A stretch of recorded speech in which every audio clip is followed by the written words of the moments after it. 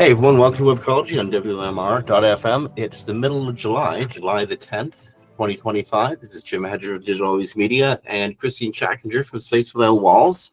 Hey everybody. And before we start the show, congratulations are in order. Jim Boykin and the Internet Ninjas have kind of sold themselves. It's sort of a sale and sort of a merger, but Previsible has acquired the Internet Marketing Ninjas in what has to be a huge, but here until undisclosed deal. Yeah, and it has two of the people I used to work with at Search Metrics at the lead of Previsible. There's Jordan, I can't say Jordan's last name, Jordan Keane, and Tyson Stockton, and David Bell. I don't know David, though, I don't believe. So, yeah, it's interesting. It's going to be part merger, like you said, part sale. They're going to work together still. They're going to maintain their own operations, but they are going to be merged as a brand, I guess is the right way to say it. Well, yeah, as a brand, and most importantly, incredibly juicy client lists are going to start getting together, and the businesses will be optimized. And most importantly, internet or SEO pioneer Jim Boykin has a off-ramp to the rest of his life. He's built a remarkable company and made a whole bunch of SEOs employed and wealthy. This is I think he's a really wonderful guy, and great congratulations to him. Yeah, I think this is awesome. And some of their client list includes Yelp, HP, Atlassian, Reddit, Best Buy, and Intuit. So it's going to be a very powerful brand. Oh, absolutely. Yeah. So again, congratulations, Boykin. You're buying drinks from now on, dude.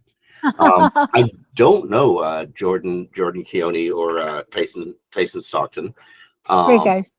Yeah, right on. I'm looking forward to getting to know them as time goes on. And the cool thing is, the ninjas, as you know them, are still around. The team's not getting broken up. They're not getting bought out or forced out, as far as we know. The ninjas will still be there, and Smarty will still be there. The whole crew's still going to be there, but they're now Previsible. And a true testament to Jim's leadership. The average employee tenure at Internet Marketing Ninjas is 14 years. That's amazing. Yeah. He's hired a lot of people in the industry. Yep. He tried to hire me twice, and best decision and worst decision in my career was to not go work for Boykin. Very true. I think a lot of people can see that.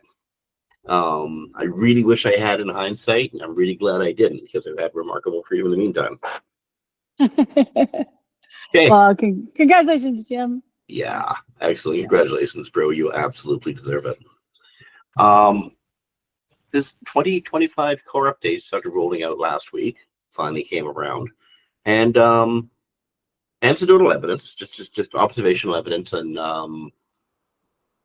we have to wait until the core update is finished running. So don't all, grab your breath and grab your hopes up all at once, but some partial HCU recoveries.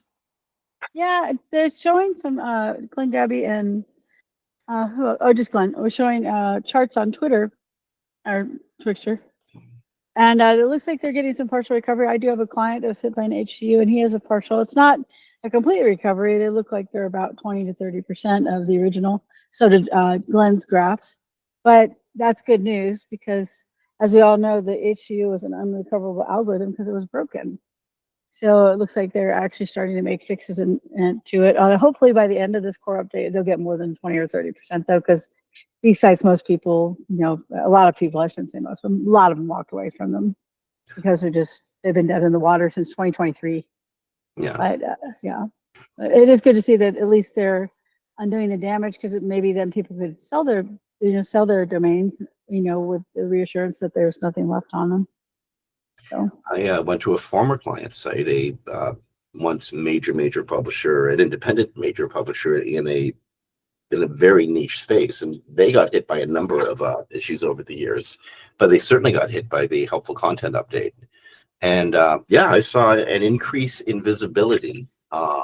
New as by the way, we're going to be talking like this as SEOs in the future. I saw an increase in visibility, a lot more impression activity, big spike in the purple line, but not so much of a spike in the clicks, actual visits to the website. So that suggests to me that a lot of information from those websites is now becoming available in Google search. How it's becoming available is another question, and the most important one: are they drawing the clicks and thus making their money? Yeah, very true. But it could be happening. Yeah, that would be such a great thing for those people. Even if they walked away from the domains, now they can sell them. You can't sell them when they're in a downturn like that. At least not ethically. So I hope that is. It was a horrible, horrible algorithm that destroyed many people's solo entrepreneurs' careers. So it'll be great to see if this is recovery. Okay, Google Search Console performance. You know how Google looks at the average SERP ranking of either a page or all your pages against a specific keyword. If you see weird drops in ranking, or even like just suddenly gaps in rankings in Search Console when looking at the average rankings, which by the way are really hard to actually gauge success through, unless you do a deep dive into them. But if you do see weirdness there, GSC shows average SERP rankings. I hate to hear this. Drops or gaps. What is this? To various factors like algorithm updates. So I just got a new phone, brand new phone. Oh, okay. Brand new Android phone, and that was it explaining Google Search Console to me, because I said Google Search Console, and I said it in such a way that I said, "Hey Google," or something like that, and it just gave me its answer. Yeah, I have to turn that off. Yeah, you probably want to unless turn it happened at a wedding or a funeral or yeah. something. So just so people know, the average rank position is really like an average on the page. If you're on the page 3 times, it'll look at, let's say, in number 1 position, and then you're like in a knowledge graph. And people also ask, you'll have a lower score for that. It'll be like 1 point something, 1.56 or whatever. So what we're seeing though is a complete drop off of the ranking. But in one of the graphs that Juan Vargas showed in the SEO Roundtable article Barry Schwartz wrote, it's a complete drop off, and yet impressions are a complete opposite, like literally opposite picture, and increases, and then clicks are exactly the same. So this is definitely probably a bug. They're seeing complete drop offs of the position, but with the same increase in impressions. They almost mirror each other exactly. So. My theory on this is it's not a bug; it's a flaw.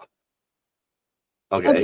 That's possible. Sure. So I mean, think about this for a second. Like, how does Google? Well, if you come up as part of an AI overview or in AI mode now, what position are you in? Yeah, according to Google, you're in position number 1. But how many people are in position number 1? And what if you're in position number 1 twice? How does Google compute that and figure it out and report it back to you? Yeah, true. This ain't a bug; it's a flaw. And how it's reporting, you mean? Well, yeah. I mean, the Google Search Console wasn't built to deal with your web page appearing, a page in your domain appearing in the same position twice. Yeah, that would make sense. And so people understand the difference between a flaw and a bug is there's a flaw in the logic of the GSC programming versus there's just a bug that somebody put in an error. Yeah, so it's a little bit of difference. Broken. It's just like broken. Yeah, it's broken in its brain. It's broke. The logic is broken. So I think you're probably right. That makes sense why we're seeing mirrors in some of the cases. Okay, I'll the impressions versus that, and this evens out that other $10 bet. Yeah. So that's gonna make $20. Right on.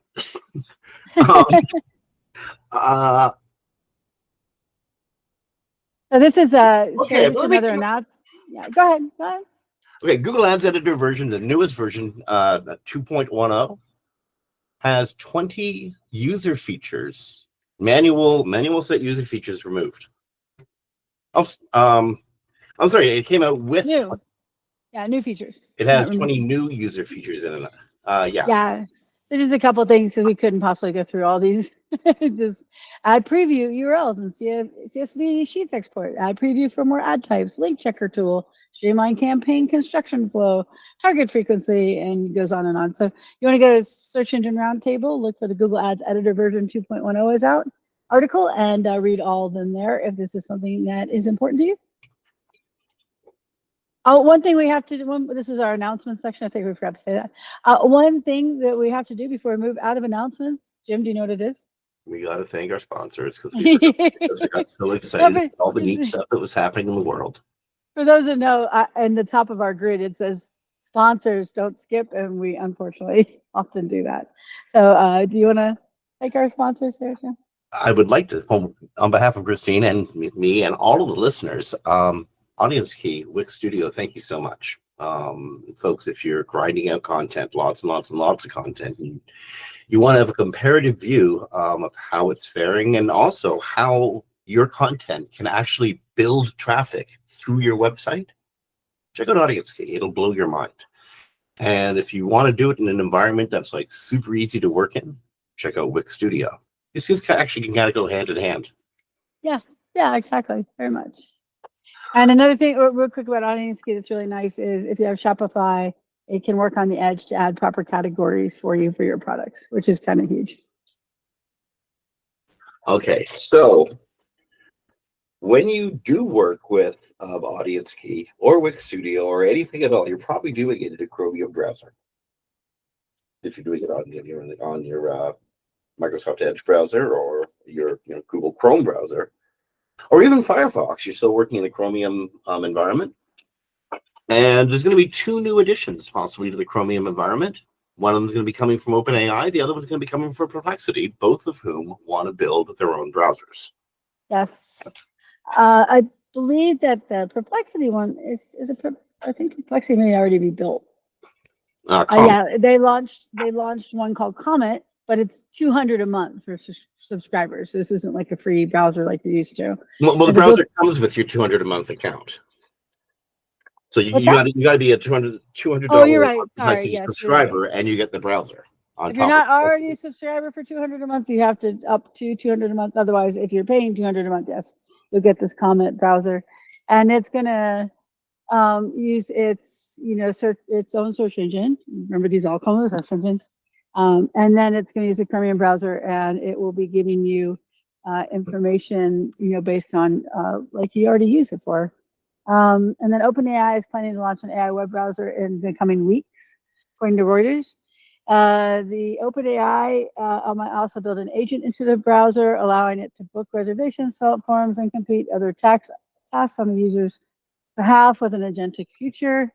We'll get into another story in a minute on why these might not be your best options. That's also on a paid account, the OpenAI one, not the $20 a month either. And so browsers are weird things, eh? I mean, like, and incidentally, we may be thinking of them in an old world sort of way, as I use my Chrome browser to do a multiple set of things in. And maybe in the near future, browsers become tools or part of tools. You use this browser with this tool set and that browser with that tool set. Yeah, it definitely could be. And I'm not really sure. Well, I guess I do understand. So the reason they would be doing a browser instead of just going to their sites like you do now would be because they want to add this agentic agent that's going to do tasks for you. So I'll be honest, since an OpenAI does no security checks on its plugins, I'm not sure how much I would trust it to have access to things on my system, but that's another story we're going to come to in a minute. So.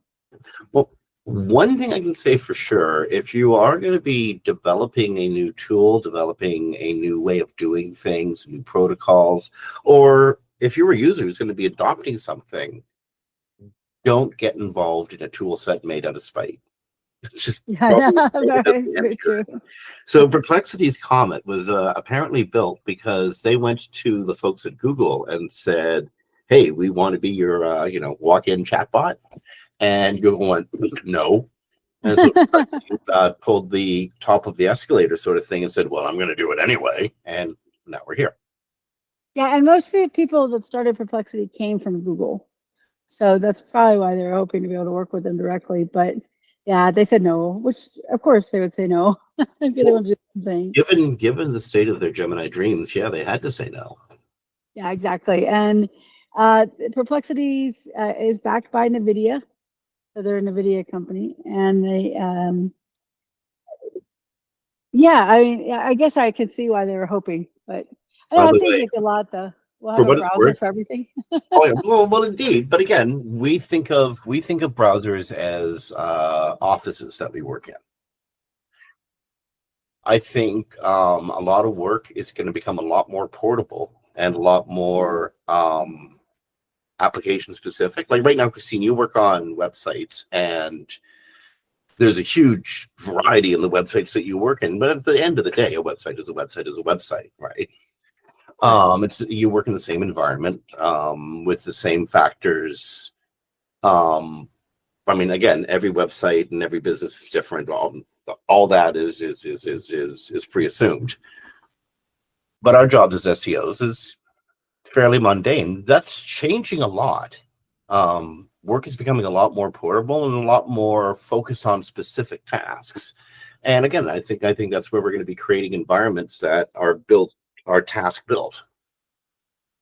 Well, Comet positions itself, this is according to Benziga, can't say that well, as an artificial intelligence powered browser that transforms browsing into thinking. Of course, we know these don't think, so we don't want to assume it's like human thinking. According to Perplexity's announcement, the browser integrates conversational AI capabilities, allowing the user to ask questions directly without traditional search navigation. The company describes a shift as moving from navigation to cognition. Well, that's an big overstatement. Recent research shows they don't think at all. But yeah, but isn't this just what Google's doing already with Gemini? Well, I mean, AI mode. Ultimately, when you have when you have the great cloud summarize stuff for you, read everything and then boil it down to understandable chunks for you. You are letting something else do the thinking for you. I think it doesn't matter what platform you're using, unless it's blatantly racist like Grok. We'll get to that crap in a few minutes. Yeah. It doesn't matter what platform you're using. It's doing essentially the same thing, and you're seeding essentially the same processes to it. Yeah, but Perplexity, this just sounds like what AI mode is, correct? But pretty much, yes. Yeah. I think so. I mean, Yeah, Perplexity it's is like AI mode. well, it is and it isn't, because how to say this? AI mode is more encompassing than this. Perplexity sounds like you're having a long-term conversation. True, you're right. Sounds like you're having a long-term conversation with something. It's your friend. It's your information valet. It's probably being built to be your do-it agents. Go fix me up with tickets to Paris, hotel, and a week's itinerary. Go do that for me. Here's my credit card.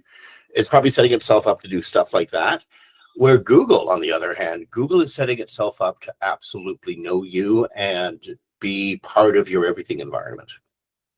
Google's putting AI mode into like I can't think of anything it's not putting AI. It's faster to talk about stuff AI mode's not going into. Yeah, that's very true. And so why would Google do that, given they're all about your information? Because Google's services are meant to do everything for you now. Yeah, I think it's much more. That's the hopes and the dreams of Google and Bing. That's what they're building Gemini for. Specifically, they're building Gemini to take over and run your information sphere for you. Right. Yeah, they are. They definitely are. Comet launches initially for Perplexity Max subscribers with invite-only access rolling out for this summer.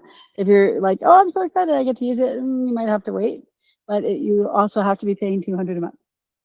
So just keep that in mind. Life is expensive if you want to facilitate it, eh? Yeah, exactly. Out of LAs have to eat. They don't have to eat. They don't have to really do much of anything, but they don't come cheap. Yep. Okay. So sorry. Oh, I was just gonna say there are some considerations though if you're gonna do this, which is Perplexity had some critiques on the privacy part of these kind of things. So not just Perplexity, this would be any of these types of browsers, and that is that it's going to have a lot of personal information on you without the same kind of safeguards that you have with like Google's restrictions on it can do cookies, but like years ago we lost our actual direct keywords because they became a privacy issue in the EU, right? So these won't be run the same way. So you want to be considerate that if you use these things, they definitely could have privacy issues. And the difference is once it goes into a large language model, it doesn't come out of the large language model. So if they're ingesting anything that you're doing and storing it, then that would be inside the large language model. And that would be a big profile on you as well. Everything you do with an LLM, with a chatbot, is in one way or another training that LLM. Even it may be training it in a meta sense where your words and ideas, concepts are being incorporated into the greater soup pot. Or you could be training it to personalize on you, your habits, your ideas, the way you construct sentences, the way you think, and your needs, desires, etc. No matter what, you're training the LLM. Right, and as the it don't go away. Right, and as it says in the article here, that if you go to the comment website, they talk about 3 values for comment: personal, learns how you think, collaborates in your research, keeps your digital life organized, powerful, quickly understand anything you see in any language from any perspective, ask it to summarize, shop, schedule, etc. Productive, stay focused and keep your flow without switching tabs or tabs, etc. Nothing about privacy in there at all. Everything you're saying, because it comes back to you and the stuff that you've written and the stuff that you've thought, everything you're saying denies privacy. The privacy that you and I understand isn't sacrosanct anymore and actually not possible in this new environment. Exactly, because the large language model can't respond to all these things if it is not doing that. Also, that uses the Chromium, the same extensions as Google. So they've actually researched it and shown that it goes a lot more in depth than even like cookies do. And so you just want to be aware of that if you're going to use it, especially if you use it for anything personal. So. Yeah, indeed. Moving along, it's something really weighty to think about. I think for a lot of people who never actually had the kind of privacy that you understand, Christine, that boat's already sailed. They don't even understand it. A lot of stuff I worry about has never been part of some people's lives. That's hard to wrap my head around, but the more I think about it, the more true it is. I think this is way more intrusive though than other things we've had to contend with. So we probably need to wait. It's been upward steps, plateaus, upward steps, plateaus, upward steps, suddenly rocket leap. But yeah, it's all been a move towards this. Yeah, so people just want to be aware that they do have very little privacy protection in these models. So if they're going to use them for this kind of in-depth discussion. I know that some younger people in the political circles that I run in, the political party or the youth wing I work with, never grew up in a time that everything wasn't recorded. I tell them about escapades we had when we were kids and the stuff we got away with, and it's just, we seem like such really bad kids and we weren't, but it's mind-boggling what we were able to get away with because there was no social media, there was no instant accountability. If you got caught, you got in trouble, but you weren't going to get caught because really it's stupid. But today the world is pretty stupid for you. True. It's amazing though how good we were because we were literally told to leave the house as good as we ate our breakfast and don't come back till dinner. Maybe it's that we weren't bad. It's just that all that stuff that we were doing isn't actually intrinsically bad. It's just been moralized into being thought of as bad. Oh, well, I mean, we didn't do anything bad. I would say it's amazing with all that freedom that we didn't get into more bad stuff. I did lots of bad stuff. It just wasn't bad. Okay, we got to move on. We got a whole bunch more stories. Yes. Speaking of privacy, like the people in Europe, they remember the good old days. They really tried to hold on very hard to it. And Google's AI overviews have been hit by antitrust complaints from independent publishers who are, suddenly living in an enforced no-click environment.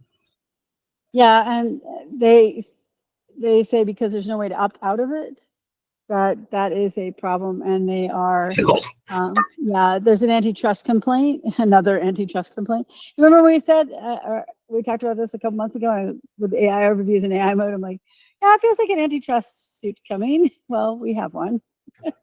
And it's the Independent Publishers Alliance put out a document on June 30th that Google abuses its market power in online search. Truly, how are they going to argue against that? I don't know. If it takes up the top space, search results have been getting worse, at least my experience. That's anecdotal, but for mine. And anyway, Google's core search engine service is misusing web content for Google AI overviews and Google search, which have caused and continue to cause significant harm to publishers, including news publishers, in the form of traffic, readership, and revenue loss. And that's 100% accurate. We know that from studies done and publishers who have filed lawsuits here. So I don't know, where this is going to go with the UK, but they do tend to be pretty successful in these types of cases. And this is more blatant than anything else they've done before, because that AI overview really does steal the click, and we know that. Well, have we got a story for those publishers who are concerned that AI overviews are taking all their information? So, Internet Publishers Alliance dated their document June 30th. A couple of days later, and it has nothing to do with the Internet Publishers Alliance's document, Cloudflare CEO Matthew Prince wrote on July 3rd that Google's Gemini is going to be blocked by default. Now, last week we reported that Cloudflare for new websites has a new settings policy. You can set to allow AI bots to crawl your site as much as they want. You can block them entirely, or you can let them in, but charge them admission. Cloudflare is the first content delivery network to do this. They're also the largest content delivery in the network, delivering arguably 20 to 35% of pages online, depending on whose stats you're reading. No one else has done this yet, but Cloudflare has just outright banned Gemini. Gemini's not getting in. Matthew Prince is one of my new favorite people. Just not that I don't know if I 100% agree with all the decisions here, but I will say at least someone's trying. So Cloudflare is, as you said, it's blocking Gemini. And in an article in Gizmodo, it says that, they see themselves as the watchdog for the AI economy, and they're not afraid to flex their muscle.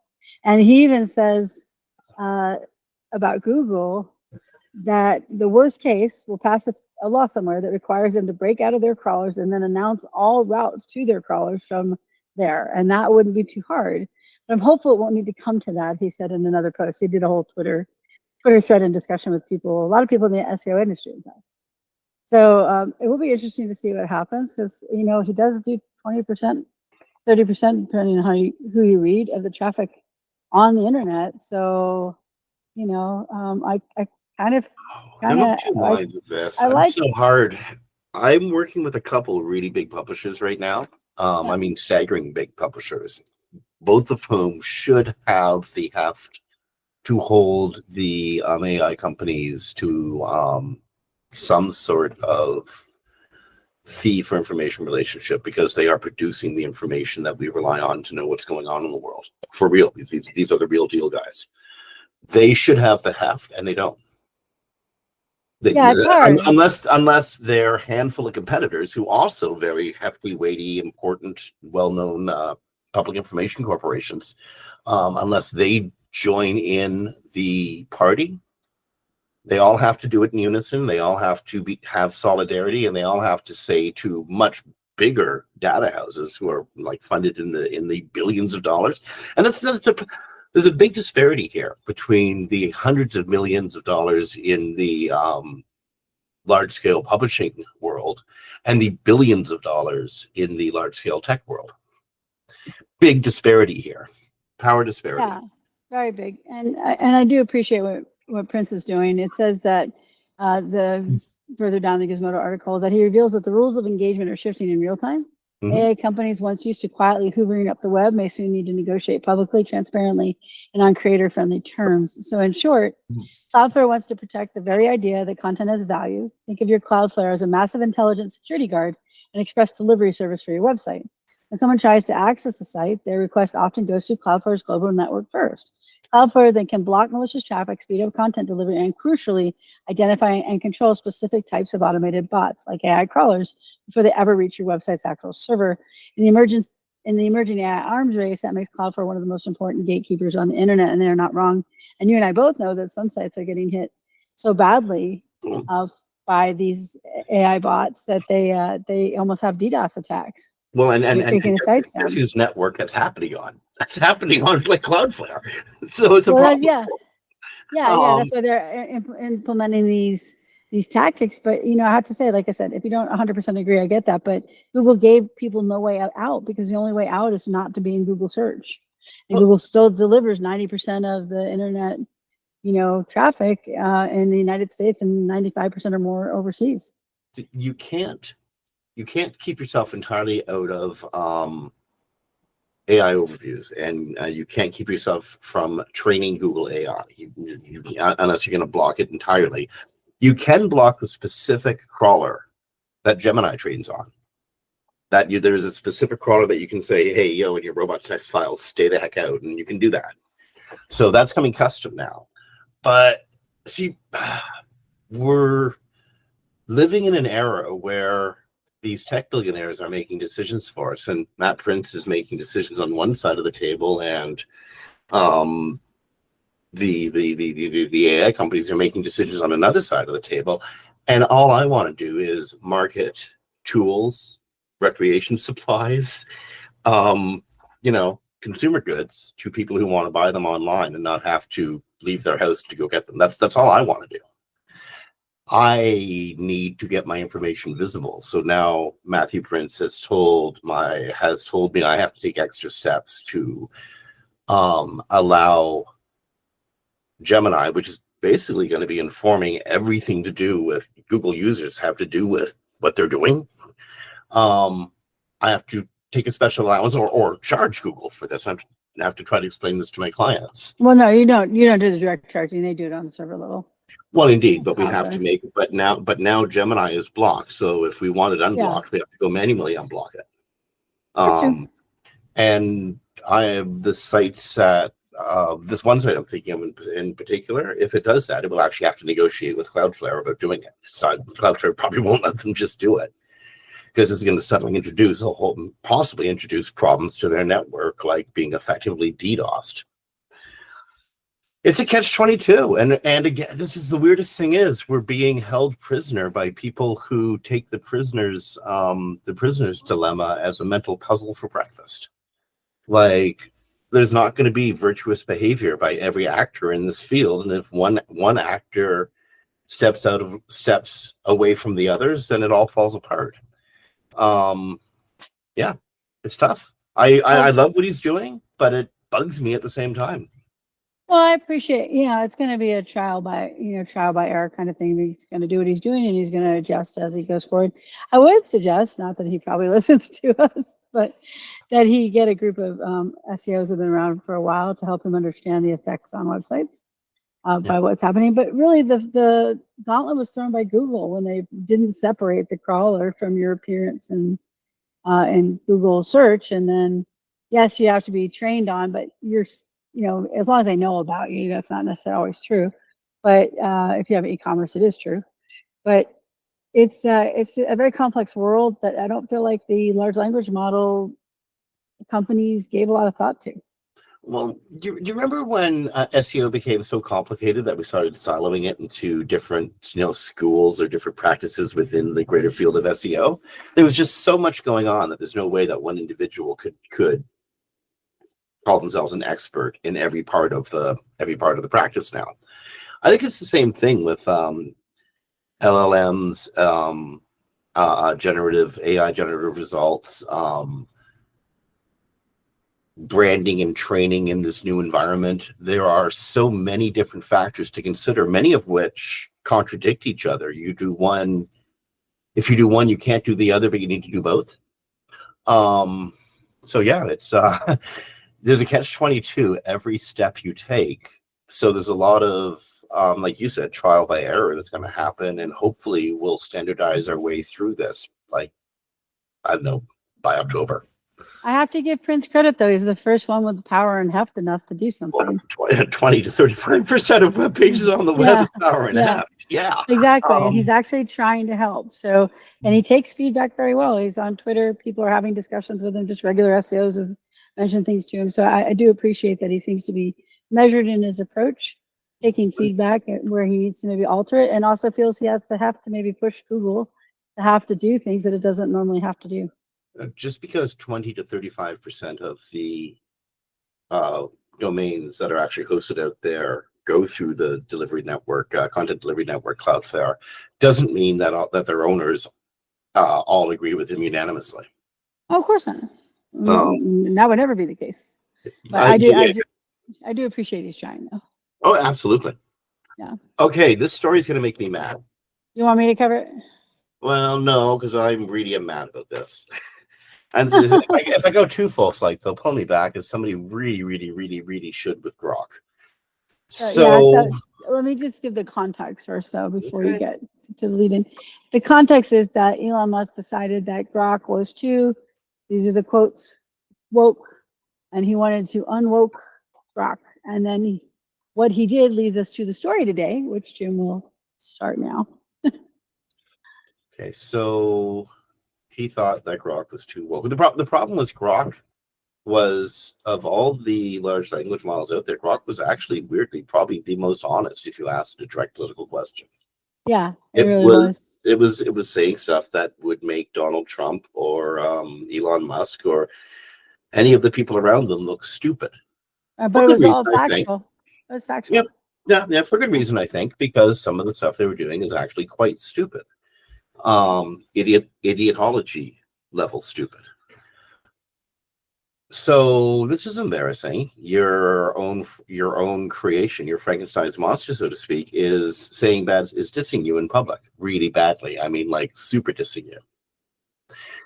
So I mean, what's a free speech advocate to do, right? Somebody who's capable of the richest person on earth, capable of buying governments. What's he supposed to do? He could either put up with being dissed by his large language model, which is listened to by tens, perhaps hundreds of millions of Grok or X users and Grok subscribers, or you could just sort of change its programming a little bit, to remove some of the safeguards, tweak it a bit, and make it into an anti-Semitic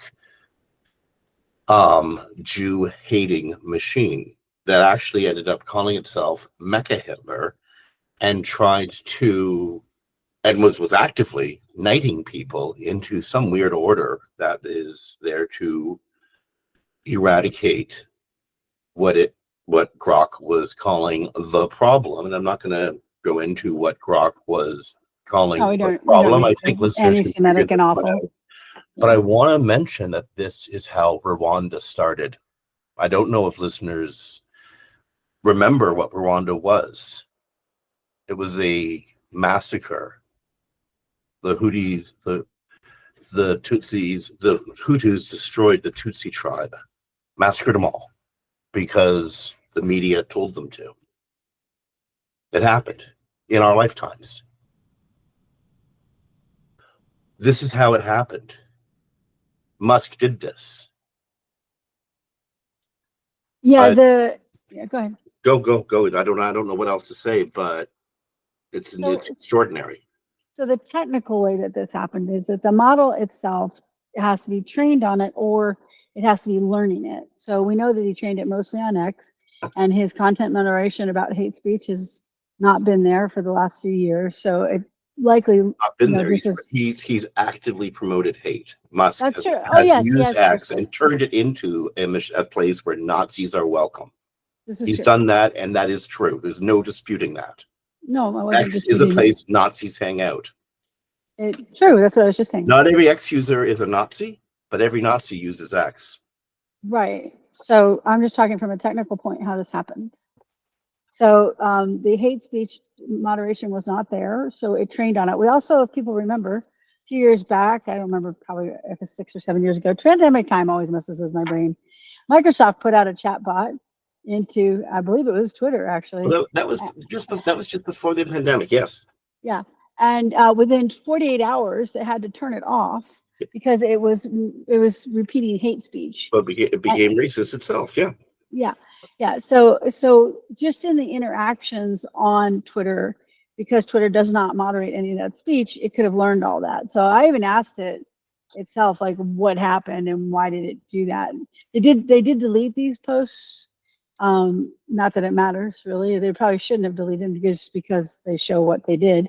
But so technically what happened is they can't go outside its training. So it either trained on this material on Twitter X, or it learned it from its current interactions as it crawls around the Twitter space. So one of the reasons it was probably such an accurate model was because it was probably trained on a lot of the in real-time news people, right? That's where everyone went. But then now, since then, it's trained on all the hate speech. And I know from somebody who does protect large language models that you have to protect what comes out of it because they can't really protect a lot of what goes into it. So that when he was doing the woke change, he removed those protections, and that's why it did what it did. So it's a horrible, horrific thing, and being factual and accurate is not being woke. That's just being factual and accurate. But he didn't like that. So for what it's worth, being woke is simply being aware of what's going on around you. That's what woke means. Are you asleep or are you awake? And the far right has turned it into a pejorative that is now common usage, but it's not. Being woke is good. You want this in your society. It makes a better society because people know what's going on with their neighbors. Yeah, exactly. So anyway, it's a horrible thing. It's another example of how Musk is a terrible caretaker of the platform. And he often has expressed these ideas himself, or at least reposted them. So when they start asking you for $300 a month now to access the biggest model of Grok, you may want to skip that one because you don't know if you're going to wind up with Mecha Hitler responding. Actually, I read somebody in our community, somebody who I actually had a great deal of respect for, is now using Grok for a good deal of their programming. And I got no problem with people using AI, with using Claude or something for programming. I think you're crazy not to, given all your competitors are. But Grok, for God's sake, double check all the code inside that program just in case there's incidents of 88 or 14 words in a row. Be real careful about that sort of stuff. I wouldn't want to be associated with it. It would make me sick. Yes. Okay. And also the last piece of news from Twixter is that the CEO is stepping down after 2 years. And she said, they did this great job and everything, but that's pretty debatable since they have such proliferation of hate speech, lots of advertisers because of hate speech. They haven't made revenue. Basically, the only reason Twitter is still here is because Musk invests in it with his own money. Because otherwise it was just regular business, they would probably have shut down by now. The reason Twitter is still here is because it's the greatest propaganda machine in human history, reaching more people than any other propaganda machine has ever reached outside of Meta. Right, because that's why Twitter is still here. As a business, it doesn't matter. He doesn't care. I know. Chance of fund recovery. Yes. I understood that Linda Yaccarino was actually sexually harassed out of her job by Grok itself. I didn't hear that story. One of the more vile users of Grok started asking about how Grok felt Ms. Yaccarino might react sexually. And Grok explained exactly what it thought about Ms. Yaccarino sexually. Well, that's pretty awful. It got bad. It got really bad.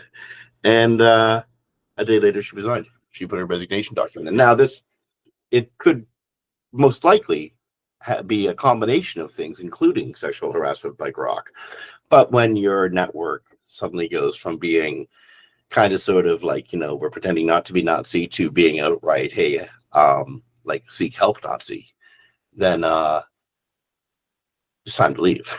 And I think that both Grok and X have stepped over that line, and they're now openly, unabashedly, admittedly, You know, even though they pulled it back, you know, sorry, all that sort of thing. It's like somebody smashes into you in their car and says, "Oh, sorry, didn't see you there."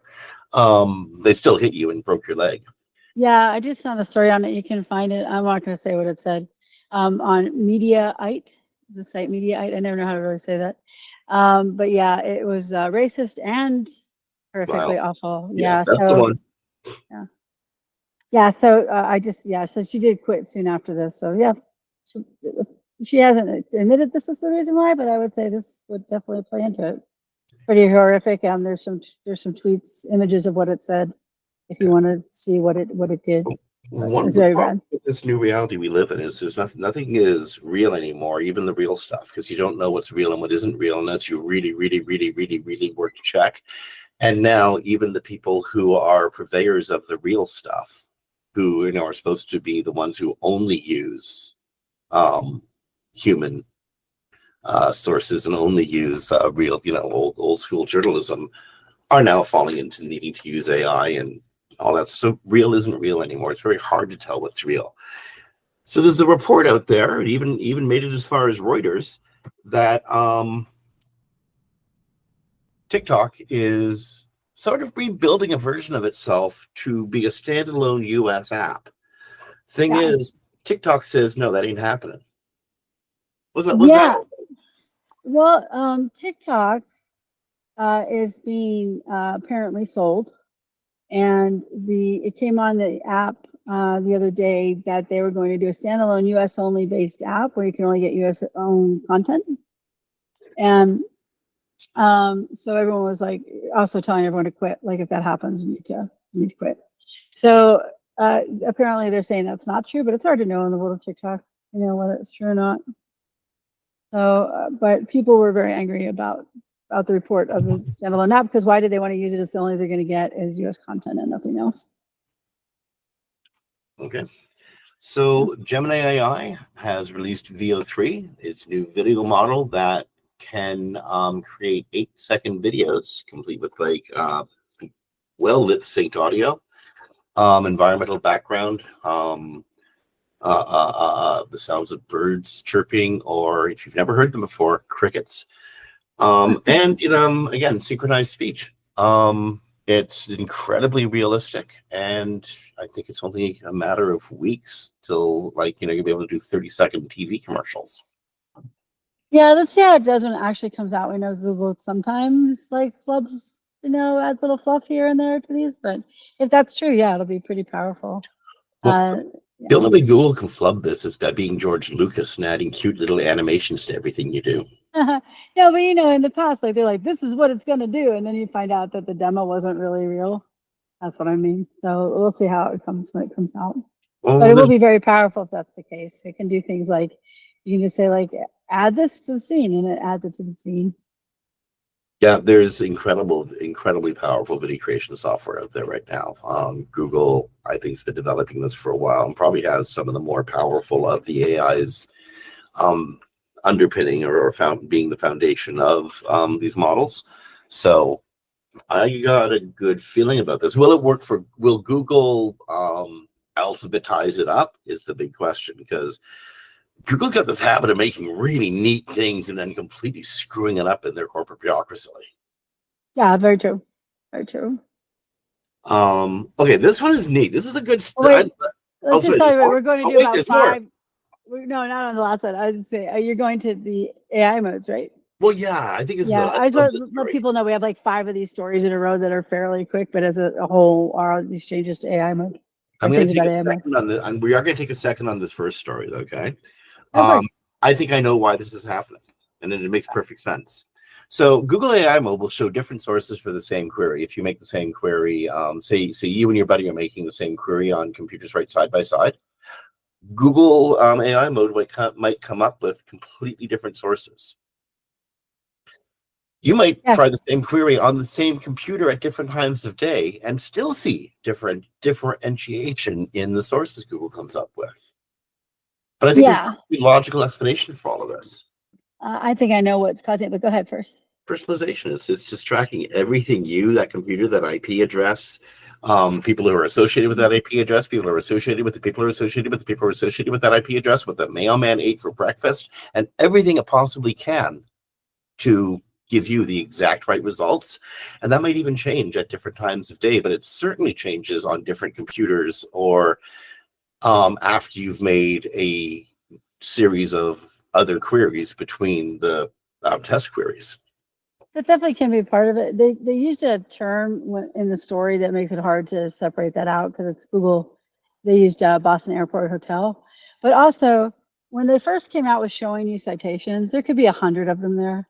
The fact that they show 14 or 7 or 13, I think is just showing you a portion of the queries that they pulled, the documents they pulled back, because they don't show the whole thing anymore. And so if they pulled back 100, they're like, here's 14. Oh, here's another 13. Here's 7. And they definitely could be based also on what you're saying. I'm not saying it's like they're, by like there's binary choice there. But I do think that's part of it. I think it's just it pulls back a bunch of documents and it's just showing you whatever in the moment it decides to pull back. The basis for pulling back those documents will be based on all that stuff you're saying, though, because we know it's not based on ranking signals in AI mode. That's been shown not to be the case. But you still have to be really good in your SEO value to get pulled back as a citation. There are weights in there somewhere, somehow. It's just AI mode and Google's ability to draw connections between the myriad of the blanket of stars, like so grains of sand on a beach of all the information it has on any given thing, will give some very complex ways of getting to answers. Yes. Yeah. But I also think there's a large list that we don't see. That's why I don't trust some of the tools that are like, we know that you appear here for this. It's like, yeah, maybe you do. But also there might be 50 documents in the background we never see. Well, indeed, and also these are always just snapshots in time. Sort of like, imagine there's a running race going on, and you have like a field of 50 competitors, and you take a picture at the very start of the race, and each of the runners are in a slightly different position. This is what it's going to be like moving forward. Everything changes by the instant, and everything you get out of AI, especially measurements of it, it's just a snapshot in time. Yeah, especially AI mode. AI overview is a little more linked to search result rankings. But AI mode definitely.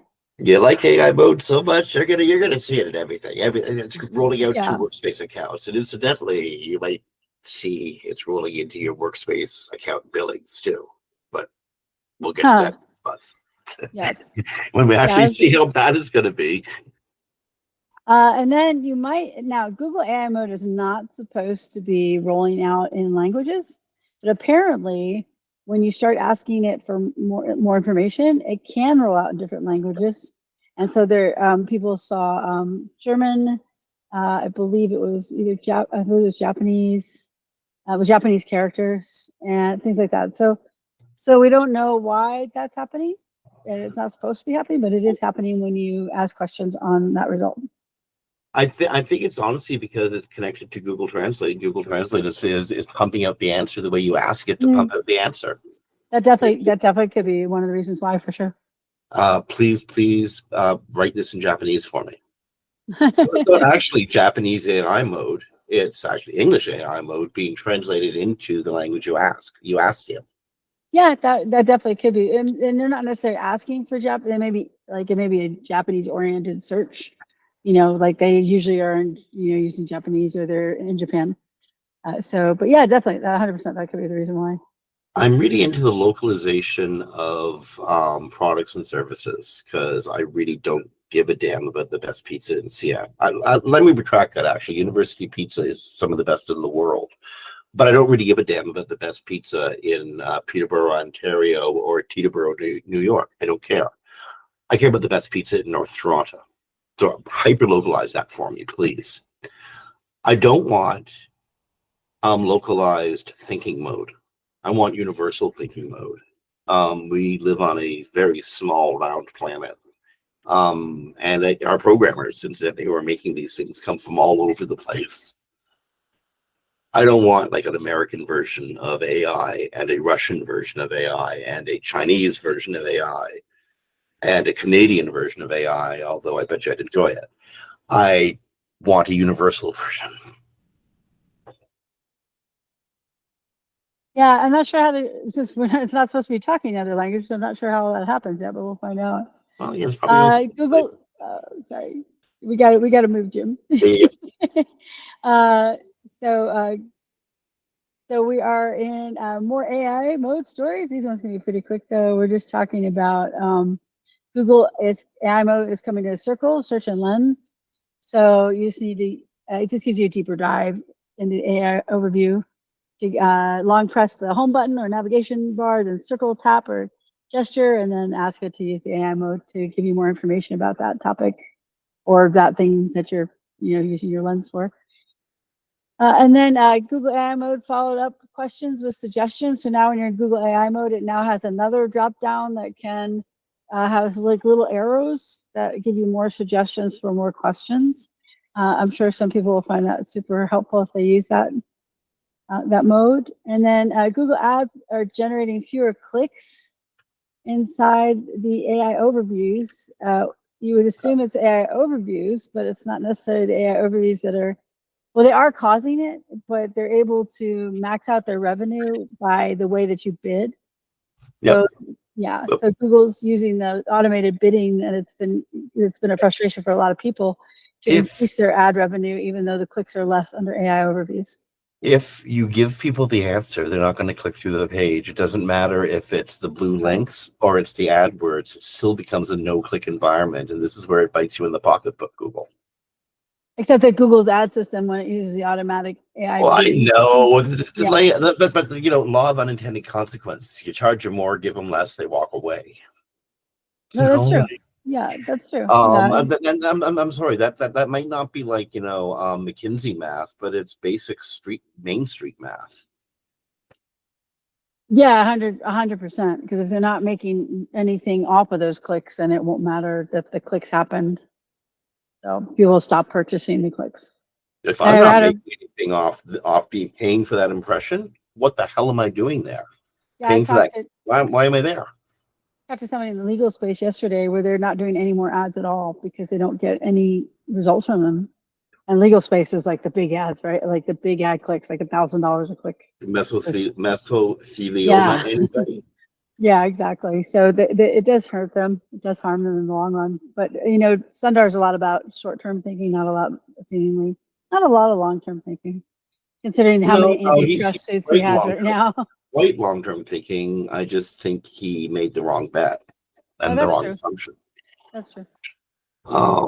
But yeah, there's also we need to make our bullets each quarter, or we're going to get shot with them. Very true. And then we're moving into Google Search Console has a new appearance, a new filter for discussion forums. So when you look under the filters, you have like translated results, Android app videos, AMP non-rich results. I can't believe those are still out there. And then discussion forums. I did have a site with AMP 2 weeks ago. But discussion forums are going to be on there, which is really nice because if you have discussion forums, there really was no way to track them. So now GSC is going to track your clicks and impressions, just like they do everything else. I remember this story, reading the story the other day and thinking, goodness gracious, where has this been all of my life now that it's here at the tail end of my career? I could have used this years ago when I was running discussion forums. Exactly. They're so hard to track, and they're really important nowadays with the hidden gems algorithms for sites that have a natural reason to have them, and don't add one just to add one because they are a moderation nightmare. But if you do have them, it's nice to know now you can see where your traffic is coming from, that they're coming from that space on your site. Google Ads is going to update its political content policy. Go over to Google Ads to see how it's updating its political content policy. Google's going to make more money. Yeah, pretty much. It's going to be changed to presentation, wording, and layout of the page. And there will be certain things that are eligible and certain things that are not. And we'll find out later.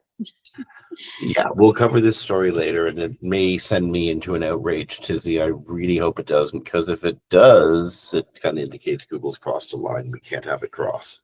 Yes, true. We'll see where this goes. Yes.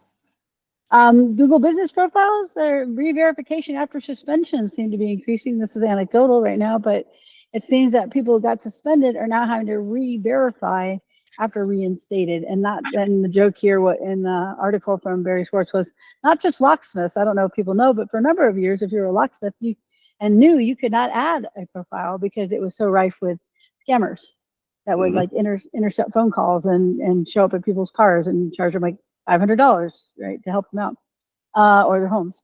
So anyway, it seems like they've increased. It doesn't seem to be an answer from Google on why, but it is across. Many people are reporting this. So if you're having that problem, though, this is a Google problem, not a you problem. If you do have a problem and you need to appeal and verify yourself upon appeal, you can no longer use your utility bill as proof of residence or proof of business address. Yeah, you couldn't use electricity, phone, water, or internet anymore. Now you can only use tax certificates, a business license, or official business registration. In my state, I'm a sole prop person. I don't have any of those. So if you're a sole prop person, you would have to turn yourself into at least an LLC in my state to have these items. You don't have a business license as a sole proprietor. You got tax certificates though, right? I have taxes for me, but they're combined, my personal and my business, because I'm a sole prop. But if you are an LLC, you have to maintain them separately. You have to file them separately. Okay. Mine are filed together. So I'm a corporation. So yeah, mine have to be filed separately. So like I have all of this stuff. Except I don't have a local business license. I sort of practice out of my spare bedroom. Yeah, I practice on my kitchen table.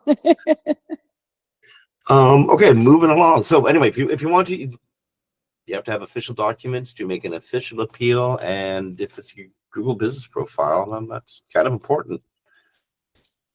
Very much. I think Google's trying to spitball a new corporate slogan, eh? And just stories like this that just prove it to me. No representation without vexation. I like that. That is a Jim special there. I love it. Google Merchant Center is gaining automatic shipping updates. This is actually kind of cool. Automatic shipping updates are a good thing. Yeah, it makes it much easier for the business to keep up with it, so they don't have to manually update this stuff all the time. So if you're in Merchant Center, and you can add to your automatic updates to update your shipping automatically, which makes your life easier, especially when you get into the holiday season. So these are next stories are our fast stories, and our producers you just kind of read the headline. Most of the time, we don't say a lot about these because they're kind of self-explanatory. That's what I don't know how I feel about. This is Google getting into the comparative shopping engine space. Yes. So should they do this or not? Like, I don't know. Google is testing low, typical, and high price labels on the search snippets to let you know that this is like low or high, basically, comparatively speaking. So it can be helpful to users. I'm not sure about how site owners will work with it. Bing search tests zoomable and sticky related searches. I looked at this, haven't used it yet, but looked at it in the video in the article, and oh, yuck, don't do this, Bing. I don't need things to expand and contract as I roll over them or to be sticky in the scroll. Do you like sticky scrolls? I don't like sticky scrolls. It's just friends, honest to goodness. It's not the drugs, it's the search engine. Exactly. Yeah. Bing is testing a local place listings in green. It's just changing the background. So when you're Bing, if you see the background change in local search results, it's just going to be a test for green to see if you like the green. I actually don't like the green, and looking at the image here, it's just kind of a sickly green. They're going to change this. They'll either change the tone or they'll just drop it all together. I mean, marking seen and unseen is kind of a cool thing, but didn't we used to do that with just like the tone of the link? Yeah. Yeah. Some things work, you know. Google Ads is going to stop serving message assets with unverified phone numbers, so you won't be able to use messages anymore after August 1st if your number is not verified, which makes sense. That's probably a good thing. And I bet you $10 it cuts down on spoofing somehow. I don't know how, but somehow I bet you it does. Yeah, I bet it does. And it has to be a verified number so that they know that they're not calling a scammer, basically. And then here's the last story of the day, but I just put it in and was like, okay. We should probably know this, but it is good for clarification if you're new to the industry. Order of your disavow link file does not matter. So it doesn't matter if you put in old links at the top and new links at the bottom, or new links at the top and old links at the bottom in your disavow file. You just need to add to the file, and they scoop it up, but they don't like read it in real-time order. Don't process it in real-time order. So it's not like there's a time factor. When's the last time you actually disavowed or recommended disavowing? I did it in the last year. It's far less than ever before, but it was the affiliate site, and someone had purchased links. Okay, I guess they weren't some aware. kind of stuff happening out there to even think Yeah. about it, eh? Yeah, the only time I suggest it to people, otherwise, if it's not like an attack on their site or they purchased them and they didn't know, like the SEO purchase, they had no idea, is sometimes it'll be like people will try this. It used to work, doesn't work anymore, but they'll still try it, and they'll send tons of bad links, really bad links to your site. But if you have 50% or more, it can trigger issues like a manual action, things like that. So when you get to a certain level, you probably just want to start disavowing. But you also don't want to disavow everything, because no one has a clean link profile.